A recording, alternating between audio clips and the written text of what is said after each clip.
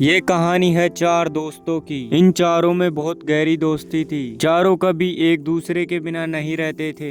इनमें से एक का नाम था विशाल और दूसरे का नाम था आर्यन और तीसरे का नाम था लक्की और जो चौथा दोस्त था उसका नाम था राजू। चारों एक दूसरे के बिना नहीं रहते थे, हमेशा साथ साथ ही रहते थे। चारों दोस्तों में कभी लड़ाई झगड़ा तो होता ही नहीं था। इन चारों दोस्तों की दोस्ती की गाँव में मिसाल दी जाती थी। चाहे कुछ भी हो जाए, चारों एक दूसरे से बिन बोले तो कभी रह ही नहीं पाते। लेकिन चारों दोस्तों में से विशाल नाम का जो दोस्त है उसके साथ एक दिन ऐसा हुआ जो शायद इनकी दोस्ती में अब दरार पड़ने वाली थी। ये एक दिन एक जगह अकेला बैठा हुआ था और अब यहीं से इसके उल्टे दिन स्टार्ट होने वाले थे। इसको इंस्टाग्राम से एक दिन एक लड़की का हाई का मैसेज आता है। यह उस मैसेज को देखकर हड़बड़ा उठता है और ये जल्दी जल्दी में उसको वापस से रिप्लाई में हेलो भेज देता है। विशाल इतना खुश था कि इसकी खुशी का कोई ठिकाना ही नहीं था, क्योंकि इसके पास किसी लड़की ने पहली बार मैसेज किया था। अब इन दोनों के मैसेज में बात होने लगती है। ये आगे पीछे सब भूल जाता है और बस मैसेज में ही लगा रहता है। इसको टाइम का बिल्कुल भी पता नहीं रहता, बस ये खुशी के मारे झूमता रहता है। ये एक जगह बैठकर उस लड़की से 5-5 घंटे बात कर लेता है। ये अपने तीनों दोस्तों को भी भूल चुका था, बस उस लड़की के मैसेजों में खोया रहता है। ये उस लड़की के मैसेजों में इतना खोया रहता है कि उससे पता ही नहीं चलता कब शाम और कब सुबह हो जाती है। और थोड़ी देर बाद इसके तीनों दोस्त इसे ढूंढते ढूंढते वहाँ आ जाते हैं।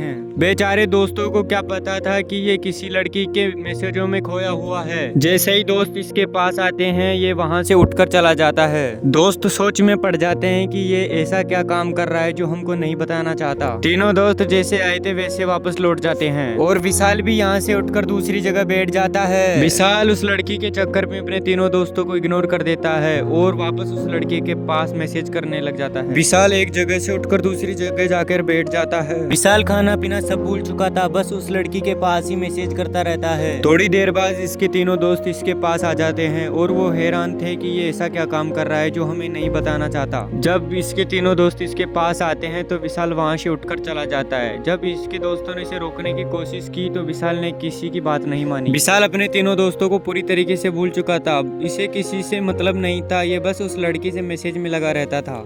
विशाल वापस से बैठकर उस लड़की के मैसेज में बिजी हो जाता है। तीनों दोस्त सोचते हैं कि इसका क्या किया जाए, पर तीनों दोस्त वहां से निराश होकर वापस चले जाते हैं। तीनों दोस्त एक जगह जाकर बैठ जाते हैं। तीनों दोस्तों को अभी तक कुछ समझ में नहीं आया। तीनों दोस्त एक जगह बैठकर सोचते हैं कि अब क्या किया जाए। जिस दोस्ती की गाँव में मिसाल दी जाती थी, अब उस दोस्ती में ऐसी बात नहीं रही। विशाल के उल्टे दिन अब यहाँ से स्टार्ट होने वाले थे। वो हर वक्त उस लड़की के मैसेजों में लगा रहता था, उसे आगे पीछे कुछ भी दिखाई नहीं देता था। विशाल एक दिन उस लड़की के पास मैसेज कर रहा था और यहाँ से उस लड़की के जाल में बुरी तरीके से फंस चुका था। लड़की विशाल को 50,000 रुपए डलाने के लिए बोलती है और विशाल अपने पापा की जेब से 50,000 रुपए चोरी करके उसे फोन पे कर देता है। इस बोले से विशाल को क्या पता था कि वो अब बुरी तरीके से फंसने वाला है। विशाल उस लड़की को पैसे डालकर मैसेज भेज देता है। विशाल अभी तक तो बहुत खुश था, लेकिन शायद इस चेहरे की खुशी थोड़ी देर और रहने वाली थी। विशाल उस लड़की के पास अब मैसेज करता है कि मुझसे मिलने कब आओगे, और शायद ये विशाल का आखिरी मैसेज था। इसके बाद विशाल ने बहुत सारे मैसेज किए पर आगे से कोई रिप्लाई नहीं आया और जल्दी जल्दी में मैसेज करने लगता है और टेंशन में आ जाता है। उस लड़की ने विशाल को ब्लॉक कर दिया था। यह देखकर विशाल टेंशन में आ जाता है और डिप्रेशन में चला जाता है। विशाल के दिल पर बहुत गहरी चोट लगती है और उसके हाथ से फोन ही गिर जाता है। विशाल को कुछ समझ में नहीं आ रहा था कि अब क्या किया जाए, पर उसके तीनों दोस्त उस वक्त उसके पास आ जाते हैं। विशाल को परेशान देखकर इसके तीनों दोस्त इसे पूछते हैं कि क्या हो गया, पर विशाल तो बोलने की हालत में था ही नहीं। तीनों दोस्तों ने विशाल को पहुंचने की बहुत कोशिश की, पर विशाल ने तो कुछ जवाब ही नहीं दिया। तीनों दोस्त बहुत परेशान हो जाते हैं और विशाल को बार बार पहुंचने की कोशिश करते हैं, पर विशाल का तो मुंह ही नहीं खुल रहा था। और फाइनली विशाल ने अपने तीनों दोस्तों को पूरी बात बता दी और अपने फोन में उस लड़के के सारे मैसेज भी दिखाए। तीनों दोस्तों को विश्वास नहीं हो रहा था कि विशाल ऐसा काम कर सकता है। तीनों ने उसे बहुत डांटा। फिर क्या था जब चिड़िया चुग गई खेत। इस कहानी का सारांश ये है कि किसी भी अनजान लड़की पर भरोसा मत करना, क्या पता वो लड़का ही हो। ऐसा फ्रॉड आपके साथ ना हो, इसलिए पहले ही आपको हमने सतर्क कर दिया है। अगर आप जानबूझकर ऐसा करते हो तो आपसे बड़ा गधा कोई नहीं है। बोल जय बाबा की। वीडियो को लाइक सब्सक्राइब कर देना।